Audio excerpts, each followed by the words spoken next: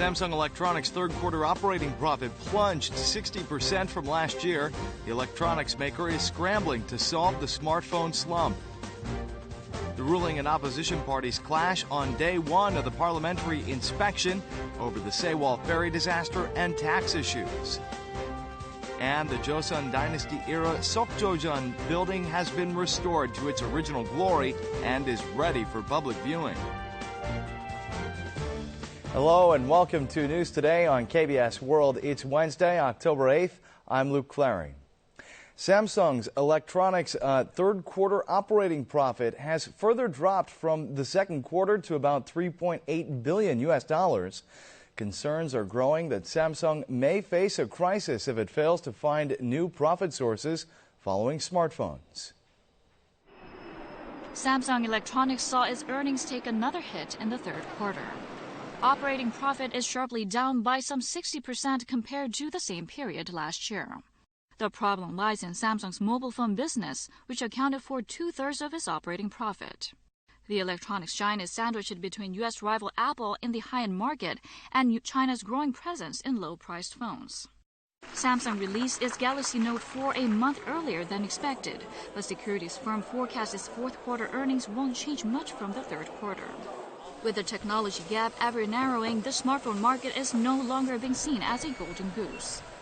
전체적으로는 삼성전자 스마트폰 사업부의 마진이 조금 나빠질 수밖에 없는 환경이다 이렇게 생각하고 있습니다. In 2010, Samsung selected 5 major future industries to concentrate investments in, saying it would break ground in those new sectors. However, it's now 4 years later, and with the exception of electric car batteries, the results have not materialized. Because of its hazy future prospects, Samsung is even considering dropping its solar energy business. 중국 업체들이 많이 진출했기 때문에 굉장히 가격 경쟁이 굉장히 치열합니다. 따라서 태양광 쪽에서는 좀 성과가 내기가 쉽지 않은 구조라고 보시면 될 것 같고요. Samsung's plan to build a semiconductor factory in Pyeongtaek also testifies to the fact that it's having trouble uncovering new profit-earning businesses. The ruling and opposition parties clashed on day one of the parliamentary inspection over the Sewol ferry disaster and tax issues. Some of the standing committees were even canceled because of the disagreements over witnesses. On the first day of the parliamentary inspection, the ruling party criticized the nation's inadequate response to the Sewol ferry sinking, while the main opposition party denounced the presidential office for the way it handled the disaster. 그 사이에 엄청난 참사들이 이어지고 있어요. 이거 어떻게 하실 겁니까? 도대체 이런 상황에서도 청와대가 컨트롤 타워가 아니다. 이런 얘기를 하는 비서실장의 발언이 공공연하게 국회에서 벌어지는. The parties also clashed over the increase of the cigarette and local taxes. 이게 정상화입니까?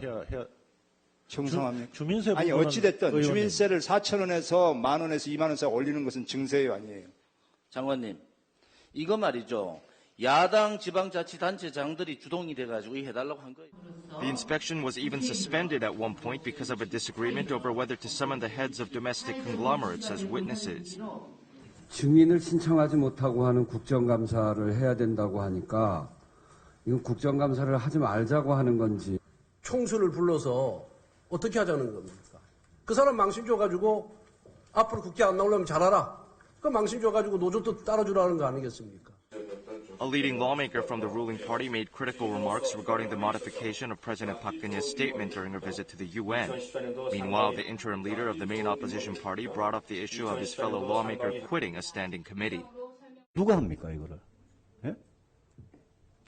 청와대 알라들이 합니까? 누가 합니까? 오랜 동안 라비를 해가지고 외통에 또 왔는데 또 팔자가 세서 쫓겨날 판이고 그런 상황이 됐습니다. Today, on the second day of the parliamentary inspection, the political parties clashed over state audits conducted by 12 standing committees. South Korean and U.S. military authorities will make a new operational plan official to prepare against nuclear and missile threats from North Korea. The two sides are also seeking response measures, employing the U.S. missile defense system to defend against North Korean nuclear missiles. North Korea fired a new type of short-range tactical missile with a range of 200 kilometers 3 times last month. Pyongyang has also established a nuclear and chemical weapons research center in its Army Strategic Rocket Forces Division, stepping up efforts to produce miniaturized nuclear warheads that it could attach to its missiles. South Korea and the U.S. have been developing customized deterrence strategies against North Korea's ever-advancing nuclear and missile capabilities. Next year, the two allies will execute an operational plan that includes ways to apply them to their troops and units. 북한 핵과 미사일 위협 증대에 대한 대응을 위해 한미 공동의 맞춤형 억제 전략 이행 체제를 구체화하고 Authorities in Seoul are also reviewing the prospects of mobilizing U.S. missile defense power to counter the growing missile threat posed by the North. This makes it all the more likely that the Terminal High Altitude Area Defense, or THAAD, missile system will be deployed, as some officials in Washington have previously hinted. 북한의 핵과 미사일 위협이 현존하는 가운데 가용 수단이 제한되는 가운데 만약에 그것이 배치가 된다면 우리의 안보와 국방에 도움이 될 거다. With China and Russia expected to protest Seoul's move, pundits say South Korea and the U.S. may agree to have the U.S. Forces Korea handle the THAAD deployment during their annual security consultative meeting later this month. North Korea participated in the first official event dedicated to explaining the human rights situation in the country. The North Korean delegation said that the biggest stumbling block for improving human rights in the North was the United States, and that Washington has been pushing for resolutions on North Korean human rights for political gains. The North Korean delegation explained the human rights situation in the North to the United Nations, issuing a self-compiled report and even having its Foreign Ministry Deputy Director in attendance. The North Korean speaker said that the North guarantees full protection of human rights and that the door for communication with the international society is always open. We are open for dialogue with other countries as far as it has nothing to do with the hypocrisy, nothing to do with the politicization of the human rights. However, they pointed to the United States as the biggest stumbling block for improving the human rights situation in the North. The delegation blamed Washington for threatening peace on the Korean Peninsula by conducting 18,000 military drills and imposing brutal economic sanctions which make the lives of North Korean people even harder. They also criticized Washington for demanding the closure of non-existent concentration camps for political criminals and pushing for UN resolutions on human rights in North Korea in order to gain political benefits and overturn the North Korean regime. That was a bad starting point, politically motivated starting point. That is the reason why we have been continuing to oppose that kind of resolution. The North Korean speaker said that Pyongyang welcomes South Korean Foreign Minister Yoon Byung-se's proposition to hold inter-Korean human rights talks, but blamed the UN resolution on North Korea's human rights as an obstacle. They added that the feasibility of the talks depends on Seoul's attitude toward the new resolution on human rights. Washington is preparing a stronger resolution on North Korea's human rights this year. It could be referred to the UN General Assembly and even the UN Security Council. This was the first official event in which Pyongyang explained its human rights situation to the UN member nations. In doing so, Pyongyang is apparently aiming to take strong actions against the new UN resolution on human rights. Among family members of Korea's top 10 conglomerate groups, some 10%, or about 95 people, have abandoned their Korean nationality and obtained U.S. citizenship. These owner families have been found to have used their foreign citizenship or permanent residence overseas to get their kids into foreign schools. Cambodia's national per capita income is a mere $1,000. A third-generation scion of a conglomerate group and her child became naturalized Cambodian citizens a few years ago. Yes, Ms. Koo received the citizenship with the royal degree of the Cambodian government. Koo is a third-generation family member of LS Group, and her husband is Hyundai B&G Steel CEO Chung Il-sun, who is the grandson of the late Hyundai founder Chung Ju-young. Jung's daughter later enrolled in a foreign school as a non-Korean foreign national. It's a case of abandoning Korean nationality for admission into an international school. 국적 관련해가지고 문의를 내용 증명도 드리고 있는데요. 저희 그 기획팀에 있거든요. 근데 그쪽에 한번 정확한 얘기하세요. 취득.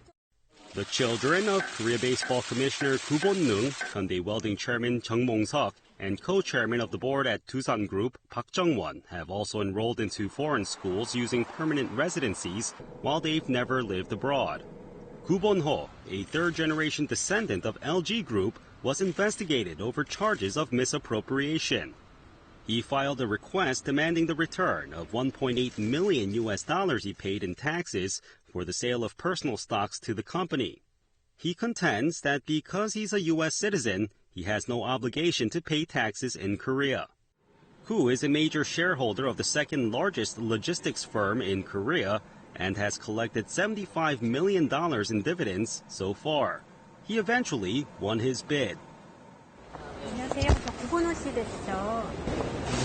양동생 환급권 때문에 좀 여쭤보러 왔는데요.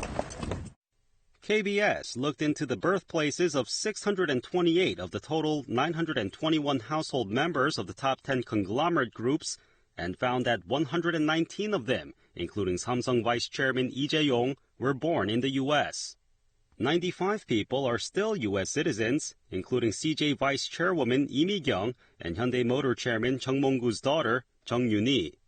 46 of them are key shareholders of their respective firms and receive annual corporate dividends.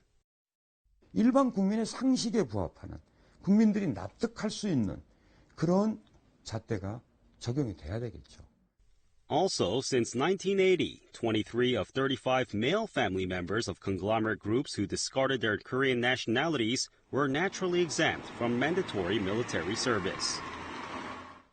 An upcoming film will portray the lives of former sex slaves of the Japanese Army, and a large portion of the production funds came through charity. A shaman priestess wearing mourning garments dances sadly. She performs this ritual to console the souls of deceased young women who were forced to serve as sex slaves of the Japanese Army and help them return to their homeland. This video shows the production of the poster for the movie Gwihang, or Spirit's Homecoming. It is based on the true story of a former comfort woman. She was forced into sexual slavery for Japanese soldiers at the age of 16 and only managed to escape after many hardships.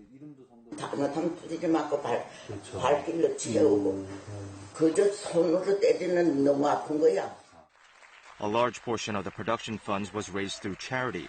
Most of the actors and actresses appearing in the film offered to work free of charge. 할머니들을 위해서 저는 별로 한 게 없는데 이거라도 해야 되는 거 아닌가 하는 그런 어떤 무슨 이상한 사명감? Through the film, the producers are determined to expose Japan's human rights violations in the most realistic way.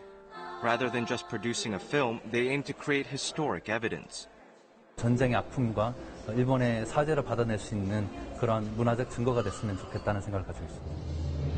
More than 200,000 women were forced by the Japanese to serve as sex slaves. Among them, only some 10,000 were able to return to their homes. The film about their suffering will open next year. Sogyeon in Sogyeon Palace is Korea's first Western-style structure built with granite. It's also the last structure of its kind dating back to the Joseon dynasty.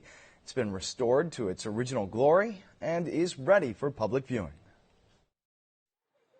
Sogyeon, with its majestic stone pillars, is a Renaissance-style structure built in 1910 on King Gojong's order. Beyond the foyer and into the central hall is a reception area where the king used to meet his government officials. This is where King Gojong took his family photograph with his sons, King Sunjong and Crown Prince Yeongchin. Featuring chandeliers and carpets, the reception hall is decorated with the pear blossom insignia of the Korean Empire. The imperial bedchamber was off-limits to outsiders. Inside the sleeping quarter, you can see a bed decorated with royal yellow bedding, a porcelain wash basin, and other facial items. The bedchamber for the Empress sports a different color scheme.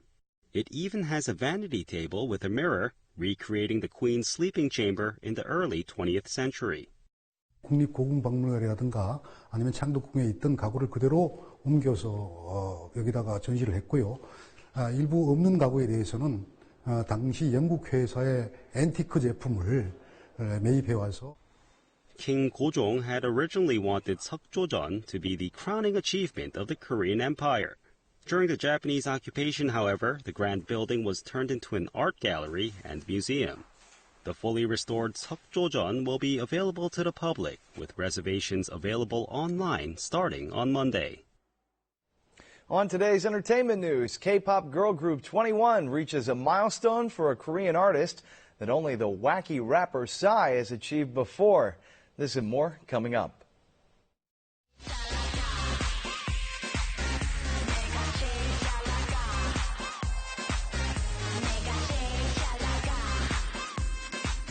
'21's signature hit, I Am the Best, topped the Billboard World Digital Songs chart. This is the first time that a Korean pop. The song was even used in a Microsoft advertisement, and the music video for I Am the Best was recently reported to have been viewed more than 100 million times on YouTube.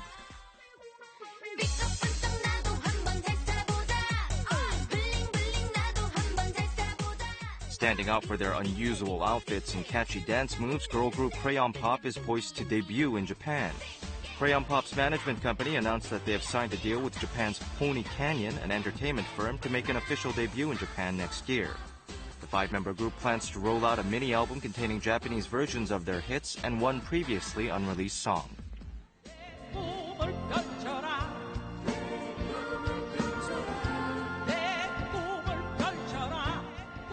Acclaimed singer Yang Hee-eun of Morning Dew fame is to release her first new song in 8 years. Yang's agency announced that her new digital single, Backpacking, written by Yoon Jong-shin, will be made public on the 21st. The celebrated folk song singer also plans to release a regular album before the year's end and hold concerts marking the release in December.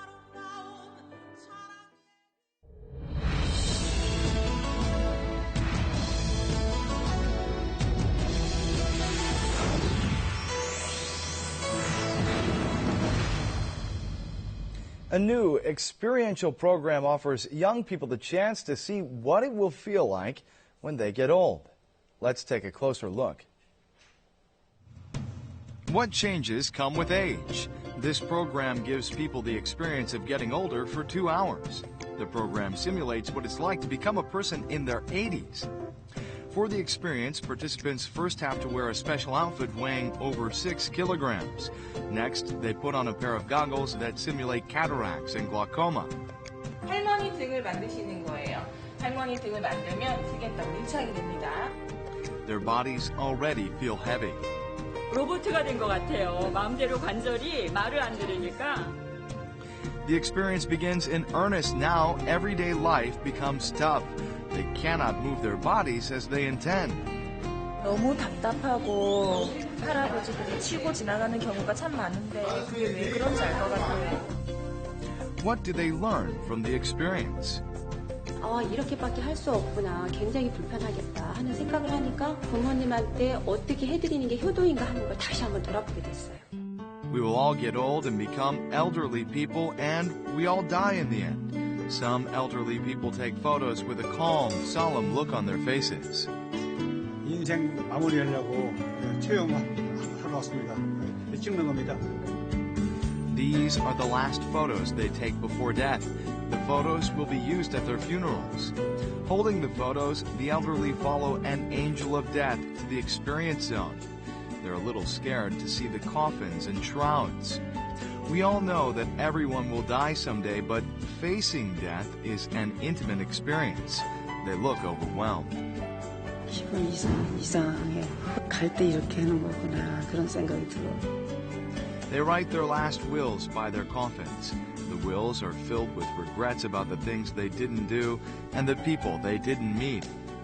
내가 죽고 없으면 얼마나 더 잘 살아야 할 텐데 그게 걱정되고. It's time to say goodbye. They go into the coffin and lie down. With the coffins closed, they are left with nothing but darkness. The people experience their death for 15 minutes. As the coffins are opened, they cheer as if they're given a new life.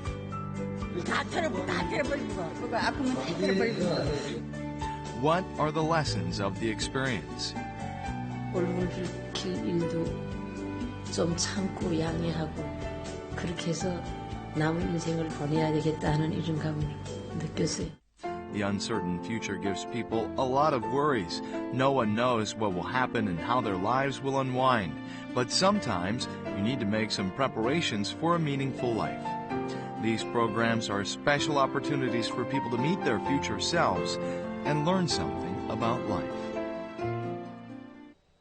Now we'll take a look at the markets, followed by the world weather.